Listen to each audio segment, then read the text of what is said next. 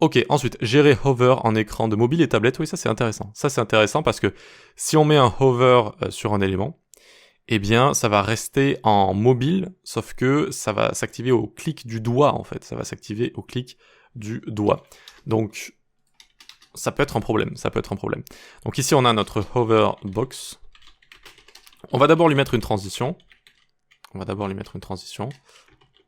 Sur scale 0,4 secondes is out, virgule, shift alt flèche du bas, je duplique 2 fois, rotate, et background color, comme ça. Ok. C'est vraiment pour que ce soit explicite. Et ensuite, on va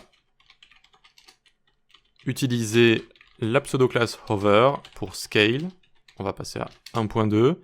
Rotate 45 degrés. Donc je vous rappelle qu'avec les propriétés de transformation, on n'a pas besoin de définir un état initial. On peut passer de none à une valeur et ça va s'animer.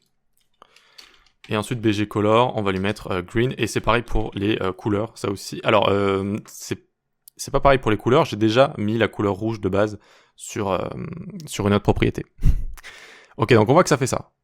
D'accord, donc c'est très bien, super, c'est mignon, en grand écran, ça fonctionne. Ok. Néanmoins, quand ici, je simule un écran de tablette ou de téléphone, donc en cliquant sur Toggle Device Toolbar, F12 Toggle Device Toolbar en haut à gauche, donc on simule ici, il faut le savoir, pas seulement différentes versions d'écran, mais on est aussi en mode mobile et tablette. Ce mode s'appelle coarse, comme ceci. Coarse, comme ça. Ça veut dire grossier. Grossier parce que le doigt est grossier entre guillemets. Là où il touche, c'est plus grossier qu'un clic. Et vous pouvez voir que là j'ai une souris et que quand je passe là, j'ai une sorte de petit rond comme ça qui en fait correspond à un doigt. Voilà. Donc là quand je fais ça, vous voyez, c'est comme si j'avais un doigt qui était en train de scroller comme ça. Donc ça à prendre en compte. Et donc qu'est-ce qui se passe quand je passe mon doigt ici? Bon bah déjà il se passe rien parce que en réalité on peut pas vraiment survoler avec un doigt, on peut juste appuyer avec le doigt ou pas. D'accord? On peut que survoler avec une souris. Et qu'est-ce qui se passe avec mon doigt si j'appuie dessus? Eh bien, ça l'active un peu comme un clic, en fait. C'est un peu bizarre. Et si je clique ailleurs, ou si je pose mon doigt ailleurs, ça l'enlève, comme ça. C'est en général pas ce qu'on veut. C'est un peu bizarre. Si on veut un clic, on utilise un clic. Voilà.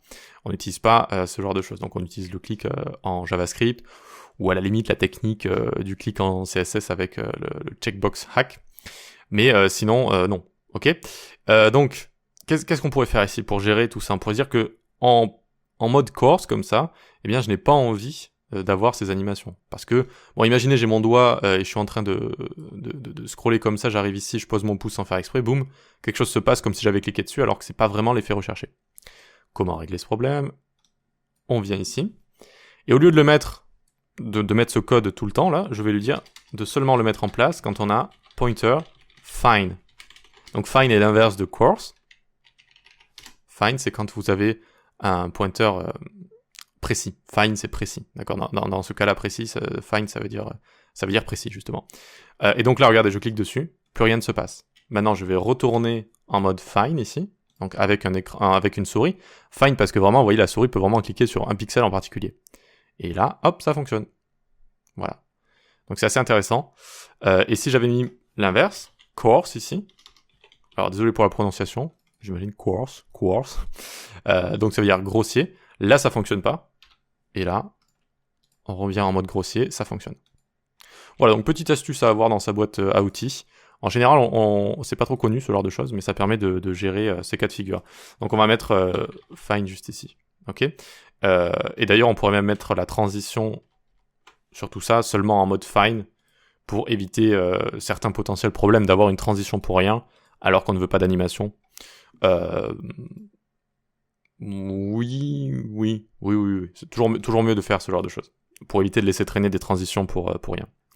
Ok, allez, pour terminer, il y a un ordre des pseudo-classes.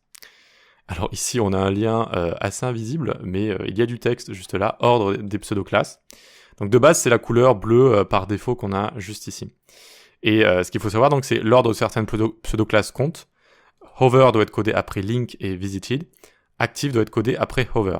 Donc on va voir qu'il y a une logique à tout ça. Donc on a d'abord link, puis visited, puis hover, puis focus, puis active. On peut aussi enchaîner des pseudo-classes, donc on verra ça après. Alors que veut dire link? Quelle est la pseudo-classe link? En général, elle n'est pas très connue. Elle sert à styliser un lien qui n'a pas été qui n'a pas été visité. Donc je lui mets color red. Et c'est logique en fait que cette pseudo-classe arrive en premier. Ensuite, visited ne fonctionne pas en mode invité. Ah, ne fonctionne pas en mode invité, mince. Oui. Certaines propriétés ne fonctionnent pas avec visited afin de laisser un certain anonymat et éviter d'afficher ces liens de manière exagérée. Oui, alors, deux choses ici. Donc déjà, il y a cet anonymat qui est respecté entre guillemets. Alors, vous avez tous vu ça, vous avez déjà visité des liens et ils sont dans une autre couleur. Donc il y a beaucoup de propriétés qui ne fonctionnent pas avec cette pseudo-classe visited pour éviter qu'on affiche ces liens vraiment de manière exagérée avec en très grand, etc. Ça pourrait potentiellement... certains parlent de sécurité, oui, plus ou moins. Ça pourrait gêner des utilisateurs en fait, d'avoir des liens comme ça qui ressortent directement. Donc en général, il y a la couleur et juste quelques propriétés qui sont acceptées. Ok, donc là c'est visited. Néanmoins, ça fonctionne pas en mode invité pour une raison assez explicite, hein, c'est que en mode invité, ça ne va pas garder l'historique, et donc ça va pas fonctionner ici. Mais dans l'ordre, ça doit être link, puis visited, puis hover, donc PC order hover, et là je mets royal blue. Donc quand je vais le survoler maintenant, ça va passer en royal blue, mais si ça, je l'avais mis avant à link ici, eh bien, c'est toujours la cascade, en fait, ce principe de dernière règle déclarée qui l'emporte sur la règle précédente qui stylise la même chose. Et donc là, on voit qu'on a un conflit, en fait. On a un conflit. Certes, je suis en train de le hover, mais après, j'ai déclaré une couleur qui a lieu au même moment, parce que, en fait, les deux définitions sont similaires, parce que link, c'est quand les liens n'ont pas été visités, et hover, c'est quand je survole. Donc là, les deux, finalement, stylisent la même chose au même moment, et c'est l'ordre de la cascade qui l'emporte. Donc vous voyez pourquoi l'ordre ici est important. Alors du coup, hop, hop, on va mettre celui-là là, comme il faut. Et donc là, ça fonctionne. Voilà, et donc ensuite on a également focus. Attention à prononcer correctement. Ok, donc après avoir cliqué sur un élément interactif ou en ayant navigué jusqu'à cet élément via la tabulation. Donc ça, c'est la pseudo-classe focus. PC order focus color orange red. Donc je survole ici et maintenant ce que je vais faire, je clique à cet endroit, j'appuie sur tab et vous voyez que je peux comme ça me déplacer, c'est la fameuse tabulation que certaines personnes utilisent, mais aussi que les personnes qui ont des problèmes d'accessibilité en général utilisent pour tabuler d'éléments importants en éléments importants, c'est-à-dire les liens, les boutons, les inputs. Donc vous pouvez faire tab ou shift tab et vous voyez que je me déplace comme ça. Et on a le fameux focus, justement, enfin, il faut une représentation visuelle de ce focus, c'est pour ça que ça entoure en fait les éléments. Ok ? Et c'est pour ça qu'il faut, il faut laisser ce genre de focus en général, d'outline, ou en créer un autre. Mais je crois qu'on en avait déjà parlé dans une vidéo précédente, ou alors qu'on va peut-être en parler après. Oui, je pense qu'on va en parler avec les formulaires. Il faut jamais enlever ça parce que ça sert de repère à certaines personnes. Bref, en tout cas, maintenant le orange red fonctionne. Vous voyez, si je fais ça, je focus, on passe en mode orange ici. Bon, c'est pas très explicite, mais on le voit. Si je le survole, on voit que ça ne fonctionne pas. Alors que si j'avais mis le survol après, donc là, hop, je repasse ici, et on voit que le survol fonctionne. Donc à vous de voir ce que vous voulez. Après, c'est pas forcément faux de mettre le hover avant, si vous voulez que vraiment le style du focus ici prenne l'avantage. Ou alors on peut aussi mettre le hover après. Ça dépend de ce que vous voulez faire. Ok, ensuite active, donc c'est quand on a un clic appuyé sur le lien, ou sur un élément. Donc c'est pas vraiment un clic, c'est vraiment un clic appuyé. Donc on va avoir PC order active. Je vais mettre color yellow. Donc on a le rouge de base qui vient de ça. Si on l'avait déjà visité, on aurait du violet actuellement. Quand je le hover, on a du rouge, du bleu, pardon. Et quand je clique dessus, et quand je reste appuyé, j'ai cette active qui est juste là. Ok ? Voilà. Donc quand je reste appuyé comme ça, j'ai active. Et après d'ailleurs, j'ai le focus. Vous voyez, après j'ai le focus.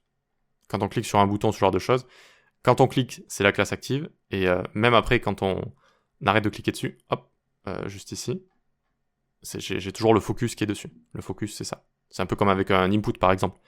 Quand vous avez fini de cliquer dessus, vous avez toujours le focus dessus. Alors ensuite, c'est assez rare, j'avoue ne pas le voir souvent. On peut enchaîner deux pseudo-classes pour dire lorsque le lien n'a pas été survolé et que je le survole, color aqua. comme ça.